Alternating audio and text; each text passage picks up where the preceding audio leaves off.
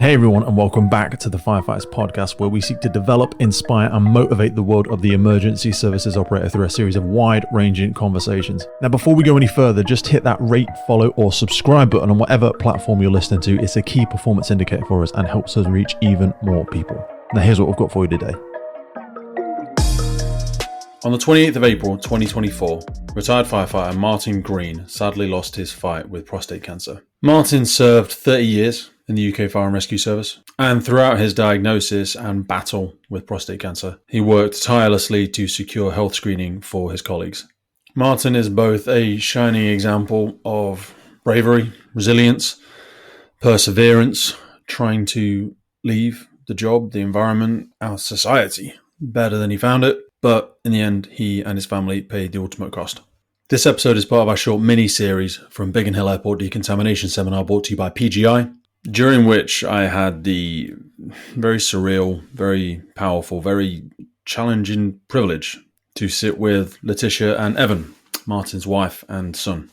So it's the real privilege to bring this episode to you today as an example, as an insight, as a cautionary tale. Latitia and Evan give some really honest, open, and vulnerable insights into the challenges that were faced by them as a family. They talk about Martin's career, and they talk about the journey he had during the last few months of his life. So please listen carefully and respectfully, as I know you will. It was a privilege to get this time with Latitia and Evan, and I hope you take something away from it. Thanks again. I'll see you on the other side. So one of the things as we were sitting there, and the messages are shock. Mm-hmm. Get people to actually wake up to it because of shock value. And Evan actually has photographs of what happened to Martin that over a very short period of time that no one actually knows about. Mm-hmm. And even you didn't really know so about Martin it. So hid it from me. I did know, but he hid it from me. Martin had cancer nodules on his shoulder, and he'd lost the use of his Someone arm. that doesn't know what they are, what are cancer nodules? Lumps? Open wounds. Open wounds? Open wounds. Often pus, smell, very graphic, very violent, and growing day by day. And then spreading. It wasn't so much... It would come up to the surface of the skin, and it would look like almost like blisters, but loads of them. There'd be, I don't know, 50 at once, and then and it was really. What was the cause of that? What coming back for a second? What was the cancer that he was diagnosed with? Prostate cancer. Stage prostate 4. Cancer. Stage 4. Metastatic. Is that what they call it? Metastatic. Yeah, it metastasized. It metastasizes, which must mean it's metastatic. So metastasized. So people know what we mean. Don't So he was what does that? That means it started to spread. That means that it had spread. Yeah. So he was diagnosed because he had been to the GP 2.5 years for repeated different symptoms. Mm-hmm. He'd never been tested for prostate cancer because he was too young. What symptoms was he feeling? Because so as a guy, we get that finger pulse where we're like, but you know what? Something's always off, innit? Yeah. What am I weeing too much? Yeah. My back hurts a bit. Yeah. My thing. I have these. I've got about 11 of these. They're benign tumours. I've got another little one there. Gotcha. You just kind of accept it after time. Yeah. And then you go, well, I had them tested 10 years ago, and you go, yeah. And then you get something here and something there, and life is so busy. Yes. Yeah. Life is so busy. I'll do it. Yeah. I'll do it at some point. What were the things that led him to go? One of the very first symptoms was night sweats. And night sweats are an indicator of cancer, and specifically prostate cancer in men. No one knows. Nice. I only found Loads out. Of people swear. I used to be 6 stone heavy, and I used to sweat all the time. Yeah. We're talking about soaking the sheets, night sweats. And I remember I used to laugh about it and say, oh my gosh, it's meant to be, it's meant to be. But no, I actually thought, I'm supposed to be menopausal. Yeah. So it was sympathetic that kind menopausal. What's he doing? Yeah. Syncing up. Yeah, syncing up. That was one of the first symptoms, but never treated like a symptom. We didn't know it was a symptom. So how old would he have been then? Sorry for context. So so Martin was diagnosed when he was 58. 58. So this was actually probably, I would say 52, 53. And had he So in retired? general society, would we consider that an older man now? He's towards the end of middle aged, isn't he? So we expect our body to start doing weird stuff. Yes, yeah. And half the time we don't want to. I think there's been a great deal of success actually for women in talking about menopause and making that a more comfortable conversation for people to have. Yeah. But for men, like just total transparency for a second, I was an addict when I was younger, and then I struggled with erectile dysfunction. But like that was like 12 years ago, and that was like I was a 23-year-old bloke. I ain't going to tell anybody about that. You know what I mean? But it could have been something else. Yeah, it could have. That was also a symptom. Okay, yeah. And again, you know, What a thing as a male. Yeah. Being a and also proud for a partner to be like, is it me? Yes. Is this a thing? Questions are asked. Yeah. And they start, do you not find me attractive anymore? Is there somebody else? Is that, you know, and it brings it all into the relationship. So he did go. Now that would have been probably when he was 56. And he did go to the GP about that, and it was put down to stress. And then he had blood when he ejaculated. okay. He knew it was some blood. Again, not investigated by the GP. At all? Or they just said, No, too young. let's see too how it young. goes. Too young for prostate cancer. Okay. Yeah. But what did they attribute it to then? To be honest, I can't remember what they attributed it. I think it was bladder infection. I think that's what he was treating. Course of antibiotics, bladder infection, and sent away. Then we had he suffered. I think he was changing the tyre on your car, and he'd had back problems, but then his shoulder went, and he didn't understand why his shoulder had actually gone. I thought it was a trapped nerve or something. At the time, And didn't he? his back was really sore. He was struggling to walk. He had to keep getting down on all fours as he was walking to stretch out his back. So he used to do yoga to stretch out his back. And I repeatedly go to the GP, which he did. The GP sent him for physio. Yeah. Yeah. I've got physio on my lower back at the minute. He was diagnosed with eventually he went, and it was the Easter weekend. He went on, I think it was on the Thursday, and it was a locum doctor, newly qualified, who worked in A&E, and basically said, I actually think you have prostate cancer. Bit of Let's do a out-the-box blood thinking. test." Wow. Yeah. And Non-traditional. Yes. yeah. Yeah. And How old would you have been at this point? I was 16. 16, and then I think He was, Dad told me about diagnosis when I was 18. So he found out. I think I was 18. No, you were 16. We found out in 2016. Yeah.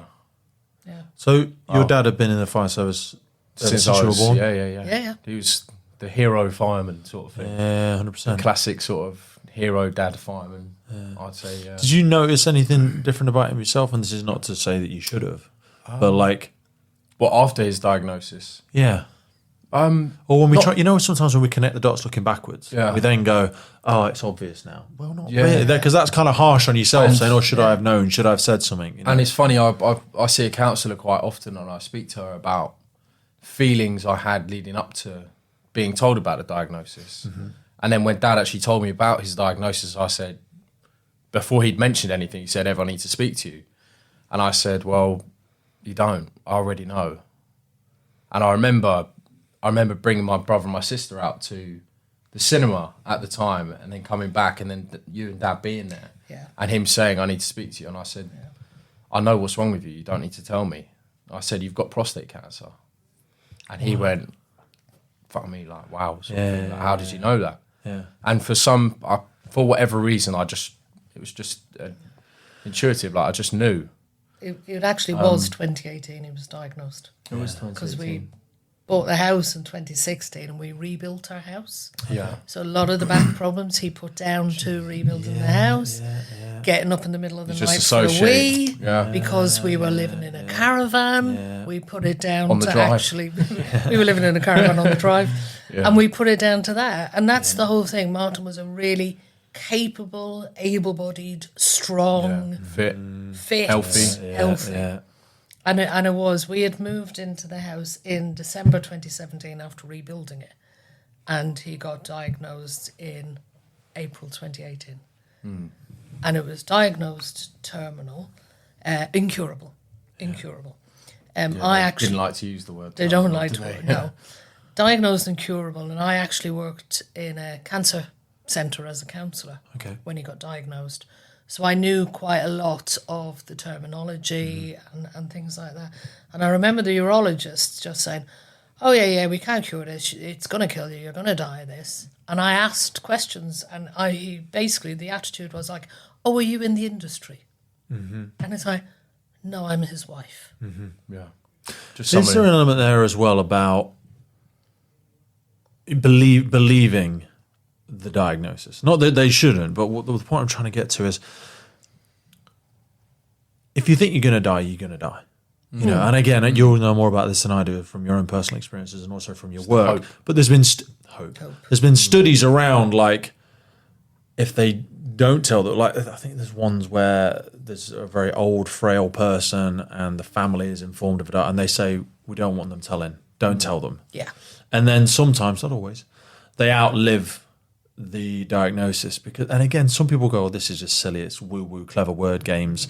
But like, if you believe it's the end, it's the end. Yeah. You know. But and also like when I've spoke with people, I had a lady called Helen on the podcast, and she had stage 4 bone cancer. But they strongly encouraged her, and she's still alive today actually. Constantly make plans of a future that involves you. Yes. Like, let's book a holiday for next year. Yeah. Because like that hope element you were speaking about there, of like, I have to paint a future that requires me to be in it. Yeah.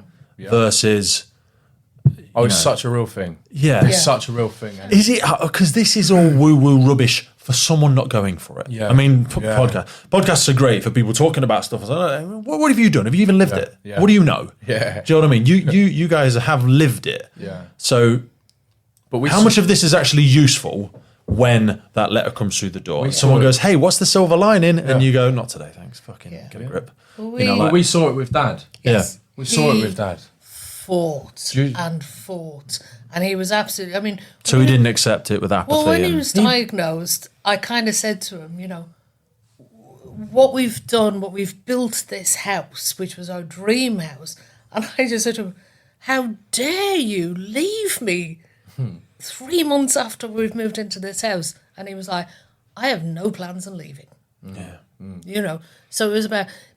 He and I felt lucky they caught it when they did, because he had a tumour on T12 on his spine and L3 on his spine, and a tumour in his shoulder, all prostate cancer tumours. And his hip as well, I think, wasn't it? Not when he was first diagnosed. But the T12, he was at risk of a spinal fracture that would have actually, and they said he was 4 or 5 days away from it. Just because the bone was crumbling and degenerating. Because of the tumour had actually got into the spine. So he, at that stage, we felt actually this is He must have been in some awful. pain. He was in dreadful pain. For a long time. For a long time. But years. He kept it. He kept it to himself. And that's the thing, they'd prescribed ibuprofen, paracetamol, naproxen, all of these things. And sent him to physio. Yeah. So it was kind of like when he got the diagnosis, it was a complete shock.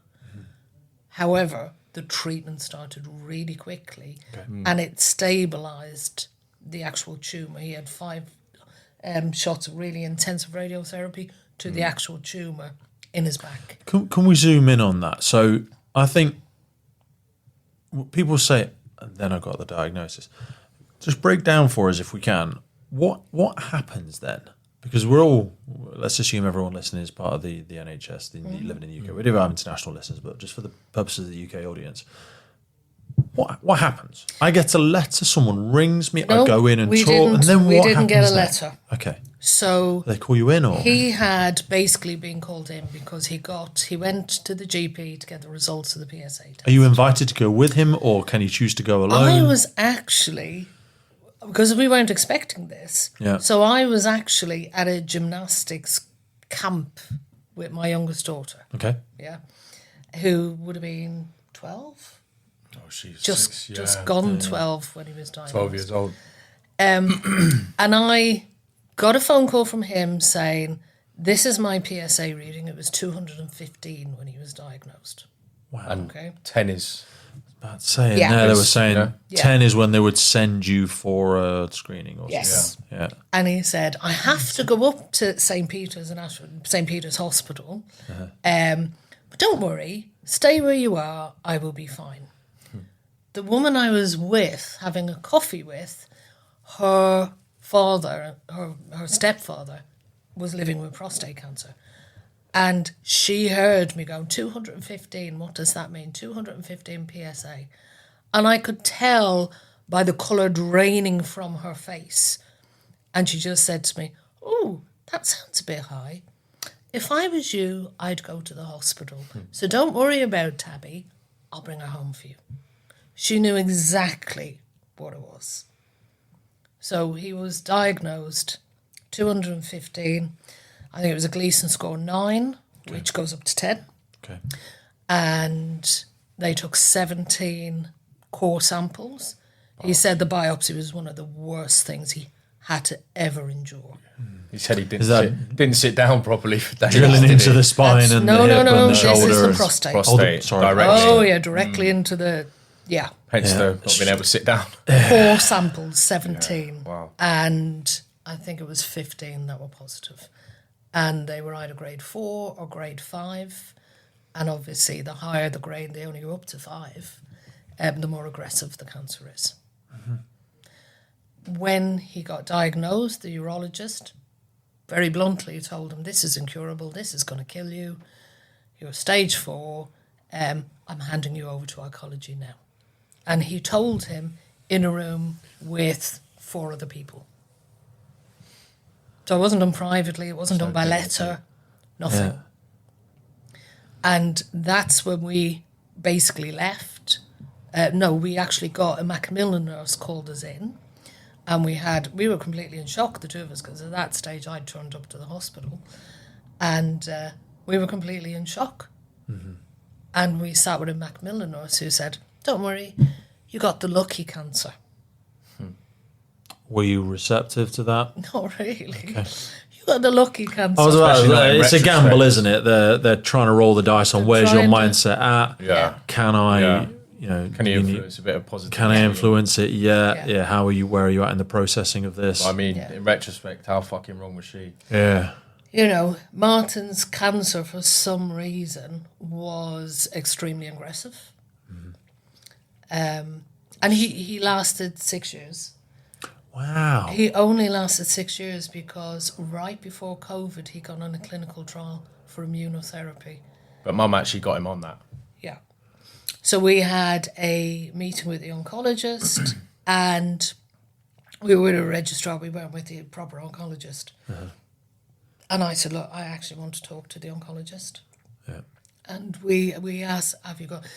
His first-line treatment had failed really quickly.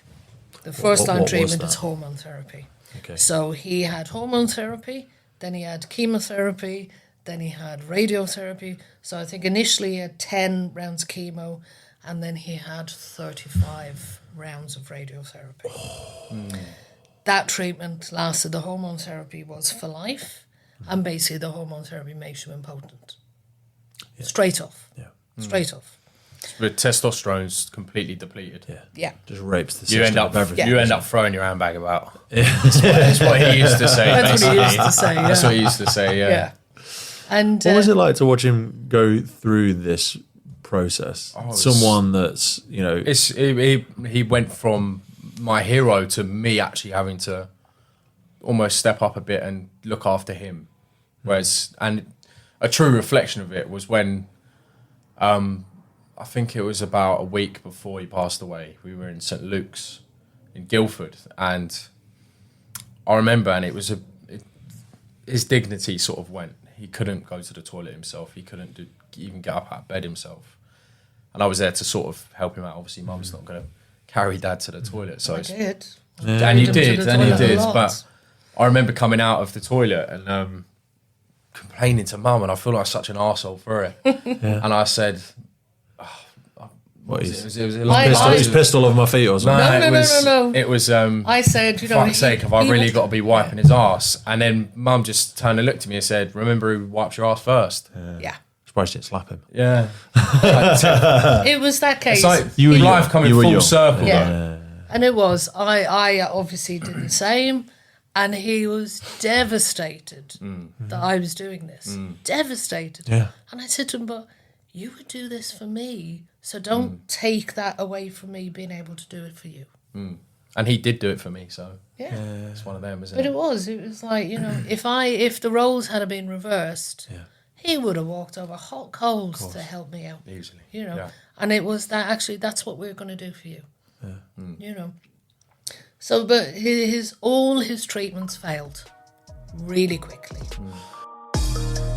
It is beyond a privilege to be able to bring the Firefighters podcast to you, and we are so grateful for every single person that supports, listens, shares, and follows our journey. But here's the honest truth. It takes a colossal amount of time and work to keep the podcast going. And to help us keep doing it, create more, reach more guests internationally, and make the podcast sustainable, we're asking for you to help. And to do this, we've set up a Patreon page. Now, by joining this, you'll not only support the future of the podcast, but also gain access to exclusive benefits. Now, if you've ever wanted to meet a member of the podcast, buy us a beer, buy us a coffee, and you think anything you've ever listened to on the podcast has been worth £3, that's basically what we're asking you for. By joining our Patreon community, you will get access to every single full episode archive we have ever made. Now, hundreds and hundreds of key documents that we've got in there on fire behavior, firefighter health, cancer risks, incident debriefs, and so much more.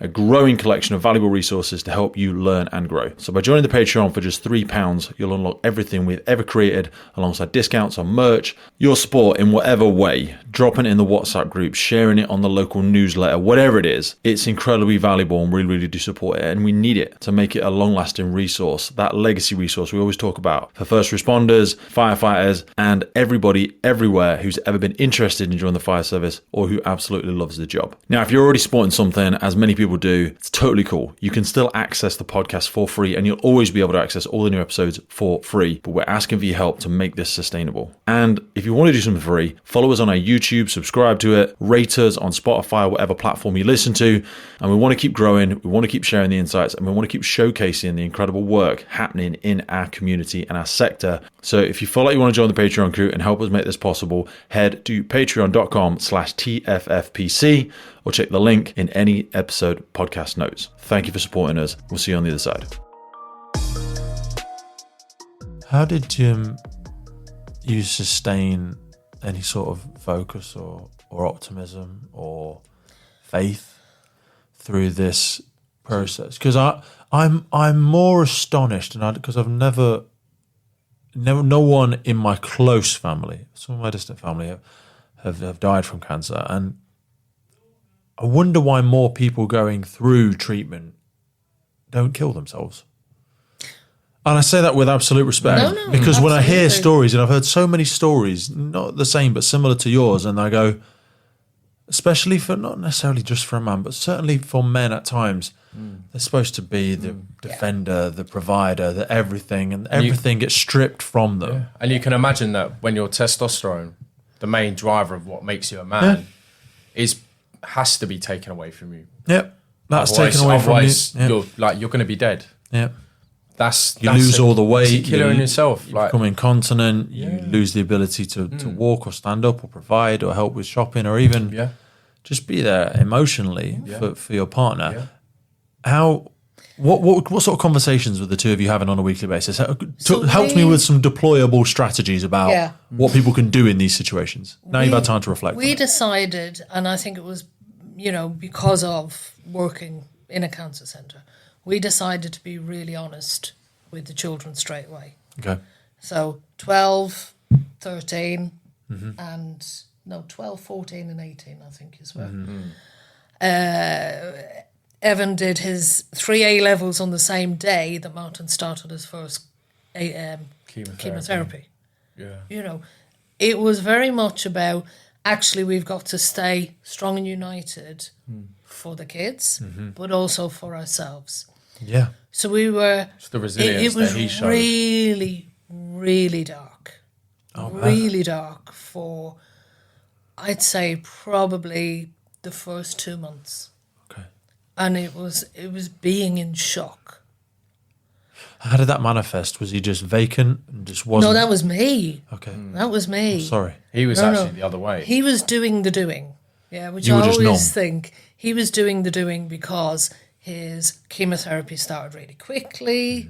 You know, all the treatment started and the hope was appointments and the whole, you know, and they were saying, you know, oh, we will hopefully give you 5 years and we'd love to give you 10 years and, you know, it would be amazing if you got to 15 years, you know. And he said, okay, then let's go for the 15. And that was him, yeah. Where with my experience, I was like, ugh, you know, you're going to leave me. You're going to leave me. Well, how am I going to manage this? What can I do? You know, and I did. I sat in there. I coin it as sitting in the shit. Yeah. So I had to sit in the shit in order to one day go, okay, that's enough now. Now I have to go and live. And we really, really, with the children, with me and Martin, that was it. We decided to live. So every moment that we cut out so much bullshit out of our lives. That's, you know what, that when I hear conversations like this, when I speak to people, that my resounding feeling is frustration. You know, when I think to myself, never before do I think we've been so busy doing so much and achieving so little. Yeah. I think, the bullshit I spend my life worrying about. I forget what quote it was. It was like, I've lived a life with many troubles, most of which never happened. Yeah. And all the shit we worry about. It never even happens. Anxiety that isn't even yeah. I always say we don't want to live longer, we want more experiences, and we need to. I know it's like, live for today, and people, but it's true. Yeah. It's as true as you want to make it. Yeah. Do you know what I mean? But it is. Dad always told us that. Yeah. We did. We cut out so much. You know, I kind of think friends, absolutely we kept. Friendlies, we didn't really have time for them anymore. Yeah, 100%. You know, 100%. people who took up headspace that they weren't entitled to. Yes. We just stopped. People coming and dumping mental garbage in your life. We just stopped. Just radiators versus drains. They do it. People They do that it are for just. them. Yeah. Yeah. They do it for them, not for. Yeah. Well, Dad. Sometimes people, you spent an hour with someone and you just want to go, you thief. You just stole my time. Yeah. And I get, it's not all about us. Like, we should be there for each other. But if you've had 3 or 4 days in a row or 3 or 4 interactions in a row and you're like, this is a net negative relationship. You are just taking from. Yeah. Yes. Even if that's a person close to you or a friend or whatever, some people you can't change them. Yeah. You know, it's the old, if you can't change the people you're around, change the people you're around. Some people are just stuck in their thing. They're stuck in their moment. And that's fine. But that hasn't got to be your life. But I think it's so sad that the people that know that the most are the ones that have had to pay the biggest cost. Yes. I worry how many of us, myself included, I think I'm catastrophizing about things that are not terminal cancer. Come on, let's right-size this problem a little bit. I almost feel guilty, like champagne problems, when you think about half the stuff you worry about now, and you go, okay, get a grip, come on. But it's hard, isn't it? Because the worst things that ever happened to you is the worst things that have happened to you. Before Martin's. Can only get better. Yeah. And That's is. the mindset, I've though, isn't always thought about, suicide being a struggle to live. Rather than wanting to die. So Martin also say that again for me. So suicide as a struggle to live rather than wanting to die. That's a really great reframing. Yeah. And Martin was struggling to live rather than dying. So that's what we chose, life. So yes, there was moments when he was very dark and very suicidal, but he didn't want to die. He wanted to live. So that's what actually stopped. Oh, he wasn't ready to die. No. Even when he was on his deathbed, he was not ready to die. No. And I remember when he put you to sleep, he put Louis, my brother, to sleep. He put my sister to sleep. And he said sleepy time to my mum, my sister, and my brother. And then me and my dad were looking at each other for about half an hour. And we were all sat round his bed on like wooden chairs, like all sprawled up like that. Yeah. And I remember I just sat looking at him. And we were just looking into each other's eyes. And it was one of the most powerful moments of my life. Yeah. We didn't say a thing to each other, but 1,000 words are being spoken. And he said sleepy time to everyone because he wanted everyone to be asleep so that he could sleep. Yeah. And also, I think he wanted to put you all to bed one last time. Yeah. Very Take one of the last privileges that I have as a father and as a provider and as a husband. Yeah. Very powerful moment. Yeah. And even being able to bring the dog. We brought the dog in. Yes. Yeah, I spoke to the hospital. I spoke to the because obviously he got moved to his own room. Yeah. Off of the ward, and then I spoke to the nurse as I was walking out because I had to bring everyone home to brush their teeth and things like that. I said, when I come back, would you mind if I brought the dog? Would you mind if I brought his dog? So I've got loads of photos of him as a pup like that, and they said to me, yeah. I mean, we don't normally do this, but because of the circumstances, we'll allow it. But you've got to carry this sprocker, more Springer than Cocker as well, through the whole hospital. And the looks I was getting, they were going, "Oh, you can't bring him through," and I went, "Shh, don't want to hear it." Yeah. And I remember Dad's face, and he was, bless him, he was dosed up to the nines with all sorts. Yeah. But it was like bringing home back to him because he couldn't go home. Yeah. And he really strived. All he wanted to do was go home. Just to be at home. Yeah. What do you think most people misunderstand, or what do you think is a common misconception when people think about being diagnosed with cancer? Now, looking back from it, and I know closure misconception is it's not going to happen to me, it's going to happen to someone else. Okay. Really. And then when it does, that's it, you're going to die. You know, which I actually, the NHS were brilliant. Fantastic. Yeah. And he had such a good relationship with his oncologist and the clinical nurse specialists because of who he was. Yeah. He just chat the hind legs off anyone. Firefighters. Yeah. And they all attended his funeral.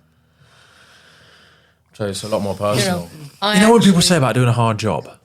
Yeah. I think that's a bloody hard job. Well, people say, firefighter's a hard job. I'm like, nah. I couldn't work with...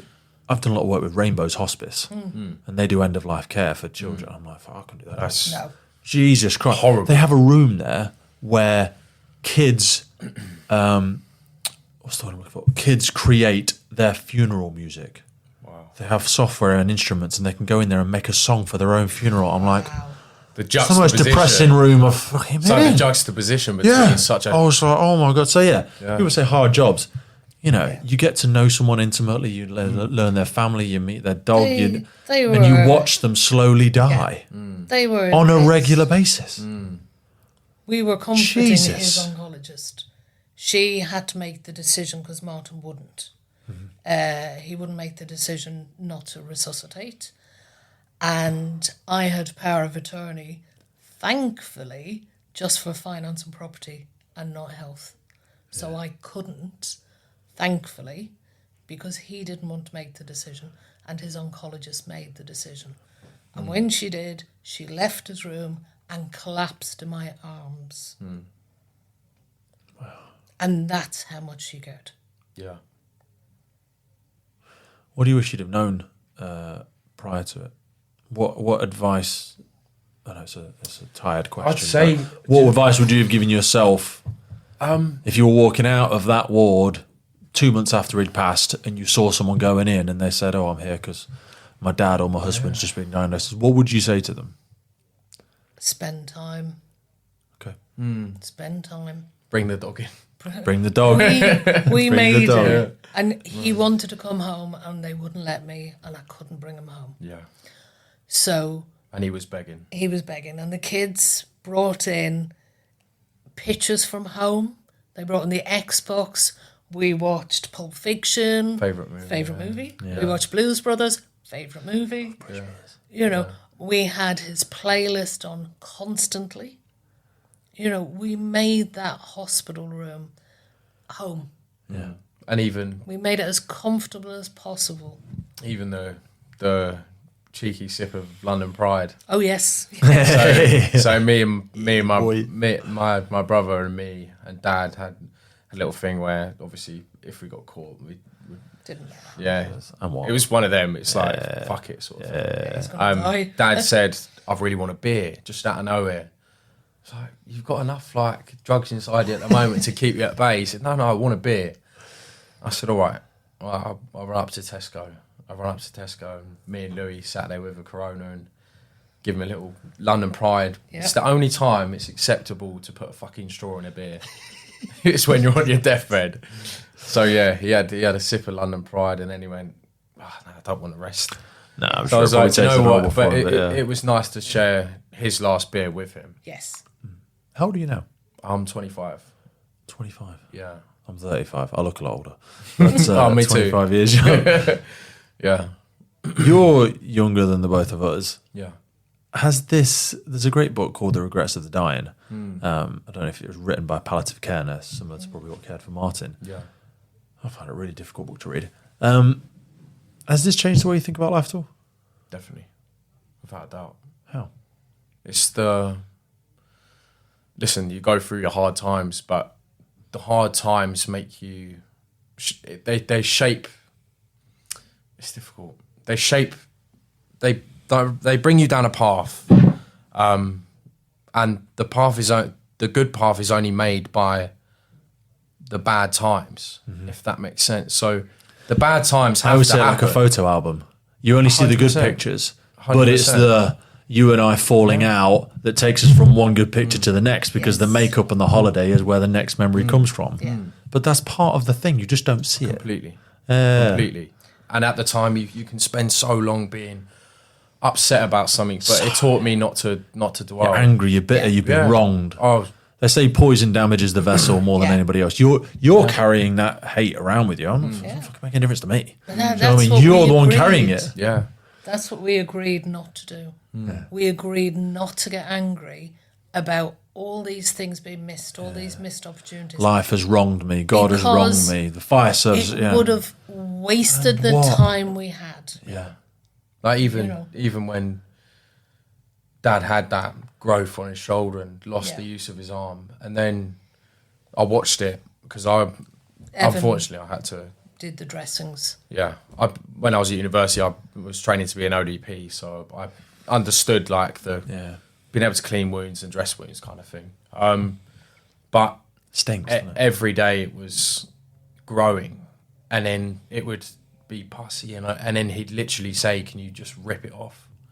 Can you just scratch it off?" And it was so graphic. And I remember going out one night and then waking up in the morning and Mum saying, "Look, I know you're hungover, but Dad's in pain. Can you go and wash it for him?" And I remember just watching this. I started off on his shoulder, and I watched it move down his spine and then across round to his ribs. And I remember they diagnosed it as shingles. And I just thought, what the fuck? No. And I said so many times, Dad, it's not shingles. This ain't normal. Yeah. It's not shingles. I know it's not. I know it's the cancer tumours. And he said, no. That's what they told me. And I remember even... It's like we don't want to They'd never confront seen reality, isn't it? Yeah. They'd never seen anything like it. The nurse assistant at the GP surgery, because he used to go there for wound changes as well, ran out of the room crying, Oh, Jesus. which is really unhelpful. Yeah. You know, And then it was at a stage where I had to you had to do it. take the reins. He And wouldn't let me. you know what? It was... I didn't mind it. I remember Louis saying, because I remember I just mentally, my mental capacity for it, I couldn't take it. And my little brother, I remember saying, "Oh, get off your high horse, pretending you do everything." And I just thought, all right, I'll let you just think that. And I remember when we had to, when Dad was on his deathbed, and Louis had to be in the room for changing the dressing, and afterwards he looked at me and he said, "Fuck, Ev, like I can't tell you how sorry I am." And for him to say sorry is massive, because he will not ever say sorry. And he said, "I'm so sorry I said that to you that time, because I didn't know what you were going through."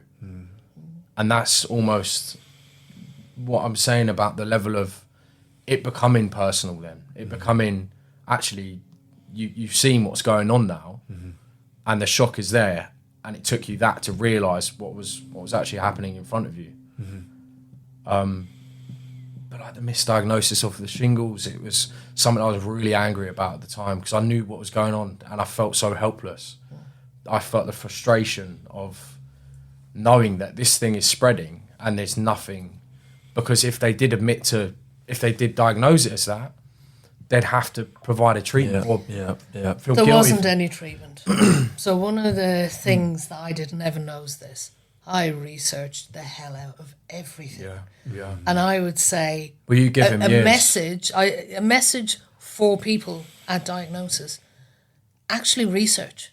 Yeah. Research the hell. The internet clinical has trials. so much. The clinical trials. So they hadn't had a case of these cancer nodules in the UK, but they've had 10 cases in the USA. So I knew, and I never shared it with Martin, I knew that when these first appeared, that basically the longest survivor was 10 months from when they first appeared. There was no treatment. Wow. When it comes up to the skin like that. When it comes up to the skin. Yeah. By the time it's made it to the skin, you're like, how deep is this? Yeah. So, but all along, every treatment he got, I pushed for. Yeah. He was... Remember the olaparib? Yeah, that was a clinical trial and that was immunotherapy. It made him hold on for That worked for 3 years. We For a did long so time. much. What was that? So olaparib was a clinical trial. research drug Research licensed in drug. the US. Okay. Yeah, and it's now being used. It is used here for breast cancer. Okay. Now it's been licensed for, I don't know whether NICE has approved it, but they're looking into it now for prostate cancer because of the trials. Wow. He was the last surviving person in the UK on the trial. It worked really well for him. And in the time it worked really well for him, we went on family holidays. It's just a funding thing. What's the? Oh, it's all about money. That's uncomfortable. Pharmaceutical That's All the about- uncomfortable reality. Yeah. Isn't it? Yeah. But the cancer responds, they know it genes, which treatments work, but they don't do gene testing. He had gene testing done at the very end because Evan instigated it. We raised a lot of money for private treatment Through multiple things. through multiple things. I had a lot of people around me that were, we had a lot of Yeah. people around us who donated a lot of money. We needed to raise, I think it was the end figure was about £115,000. Yeah. And For this treatment. the treatment, was it? unfortunately, Lutetium 177. It was a last-ditch resort. Isn't this a real? This is the real reality of it sometimes, because they say I can't put a price on life. You actually can. Oh, they do. Insurance companies have genuine calculations Yes. of what the cost of a life is for industrial accidents Yeah. and all of this sort of stuff. But then when you do see people raise money and make these big shifts, I reframe that again and go, what was I doing with that money? Because what I mean, like if my daughter had I think to myself, if I had to come up with 150 quid now, or £200 a month extra, or £500 a month extra for my daughter's medication, Wouldn't think twice. 100%, I'd make it happen. Yeah, of course. So what is stopping me now? What am I pissing that? What am I doing? Do you know what I mean? And I'm not sure there's any useful segue to take from this, but I just think to myself, like, it's incredible what we can achieve together With strangers. with strangers. Strangers. Complete strangers. And teenagers. Yeah. All I have is £5, but I hope it helps. Teenagers. But there was people we know that don't have a lot of money and were, fuck me, I've never seen generosity like it. It was. Like, they don't have that money. People to of a just give lower, away. so we know when we do Santa collections, people of a lower socioeconomic position on council estates and things like that, Yeah. to give more than anybody else. Yes. I don't know why it is. Absolutely. Don't know why it is. Because they know how much it means. They might know how much it's valued. I expect. And they're usually the ones being affected most Themselves. difficultly, by a lot of these things. Without a doubt. Because, like you say, if you're rich enough to have private healthcare and all of these sort of things, and I'm very lucky in the fire service. Some of the things I've got access to, but it is a privileged sort of tier system as well. And we're very privileged to be in the UK. But anyway, so that you couldn't access this. He couldn't get this. And actually, it failed. He did 2 treatments. So it was 30 odd grand. And it didn't work. And his hopes were on this. But then we paid privately to have gene testing done, and that was done in the USA. And that came back, and that opened another kettle of fish, because that came back with a positive for BRCA1 and BRCA2 gene, which then would impact the children. Oh, wow. Because it's a genetic gene mutation. Okay, yeah, it's hereditary. So we had a whole weekend of, oh my gosh, there's a 1 in 50 chance. Each of the kids, the 3 of them could have it, 1 of them could have it, 2 of them could have it. Yeah. None of them could have it. But it actually turned out that it was the cancer that had mutated. Wow. And it wasn't essentially his gene. Yes. It was the cancer gene that mutated. Okay. Hence, it would have never worked, this private treatment. But they didn't do the testing. Mm-hmm. We had to pay for that. Where I kind of think we paid 1,500 quid. Mm-hmm. I'm like, why don't they do this straight away? 1,500 quid to the NHS. And then they mightn't waste, 50 grand on chemotherapy. That's never going to work with that gene. Yeah. It's... There's also, he had a very, very bad reaction to some of his palliative drugs, which nearly killed him. Wow.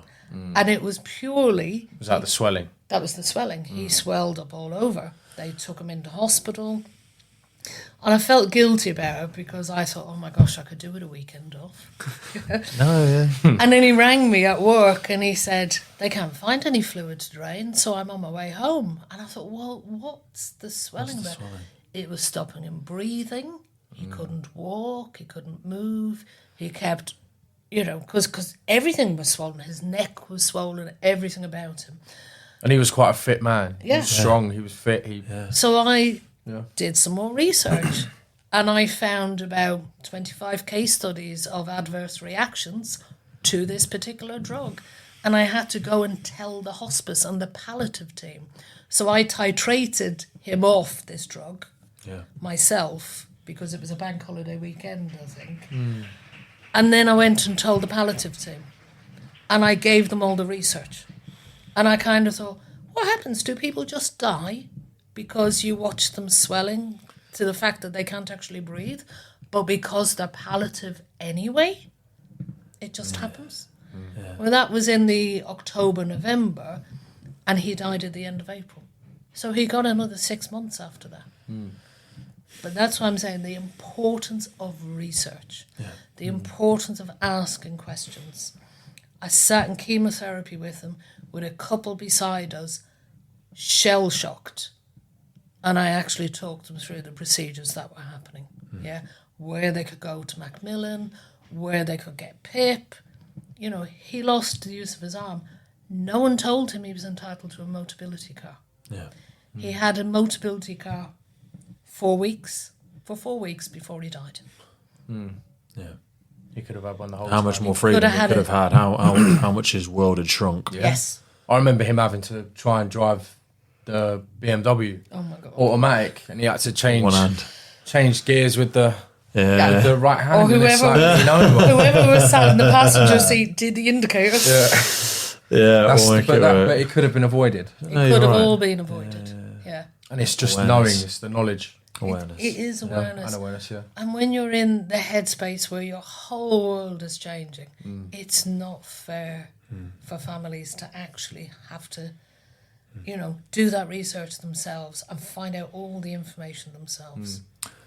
That's why I don't want to underestimate how unnecessary but generous and privileged we are to be sharing some time with these days, because you've absolutely no obligation to that room of people in there, or to me. But we have to, Martin. Yeah, to Dad. But I'm agreeing with you. But equally, he'd never know. Anybody would forgive you. Of course, he'd know. But no one would judge you for not coming. And you're not the first family to have lost a firefighter to cancer, and you won't be the last. And I'm saying this to acknowledge you, because you didn't have to come and listen to my stupid questions today. You didn't have to come and spend this time. And I think it's so powerful in what you're doing, and your honesty and your humility and transparency that you've demonstrated over this last 30, 40 minutes, whatever it's been, because you've no obligation to do this. And I know people will be heading into this cave now. There will be people hearing this who are you Yeah. then? Yeah. Yeah. And going, what's coming? What do I need? I'm braced. All this cortisol, all this stress is dropping because I'm bracing for something. What's the next hit? What's the next bit of news? And I just really want to acknowledge you two for doing that today, because Thank you. I think we it said we would. Yeah. On his deathbed, I promised him. Yeah, because his work raising firefighter cancer also kept him alive. Yeah. gives you a sense It's the of purpose. motivation. It was Yeah. the hope. It's that sense of purpose. He was really, really in this trying to look after his family. He knew he was going to die, and he wanted his family looked after. Yeah. He was really, really pushing the presumptive legislation. Yeah. Spoke in Parliament, ITV, BBC, The news. you name it. Anyone who would talk to him, he would talk to. Yeah. And I did. I said, I can't do what you do, but actually I can do something. Don't make good the enemy of perfect. Can I do what? No, but I could do something. Yeah, I can do something. I can do something. Absolutely. I can come and support. I can come and encourage. 100%. I can help pass on his legacy so that it Yeah. wasn't all for nothing. Absolutely, it wasn't all for nothing. Absolutely not. Certainly not. On our wedding anniversary at the end of February, the 7 planets were aligned on the day of our wedding anniversary, and I kind of thought, thanks, Martin, because he was so into nature, Astrology. into astrology, into everything. He had an interest in everything, but especially people. Yeah. And I just thought, if I'm not going to own that sign, if I'm not going to claim that, it's kind of What's like... the point? What's the Come point? on. Exactly. And that's the thing about living. That's what he did. Yeah? He would look up at the planets and that was life. He would look at the cherry blossom. Yeah? Be out in the garden planting stuff. Out in the garden planting. Yeah? Making a vegetable patch in the back Always garden. with people. Always with people. Out For living, walking isn't it? his dog. It's all about the interaction for him, wasn't Yeah. it? But taking pleasure in life. Mm-hmm. And I think that's that was a big lesson. Just to slow down and take pleasure in life right now, in the present. Well, this is probably the most present I've felt all day. So thank you all for sharing this with me. I really That's great. appreciate it. Not a And, problem. Yeah. I'll speak to you soon. Yeah. Thank you. Cheers. You've been listening to the Firefighters Podcast, and you made it all the way to the end. We created these episodes to educate, develop, inspire, motivate, and hopefully drive positive change in the fire and rescue service and the first responder community all over the world. If you want to help us continue to do that and you're still listening now, please rate or subscribe on whatever platform you're listening to and help us continue to make a positive impact. Thank you for listening, and we'll see you next time.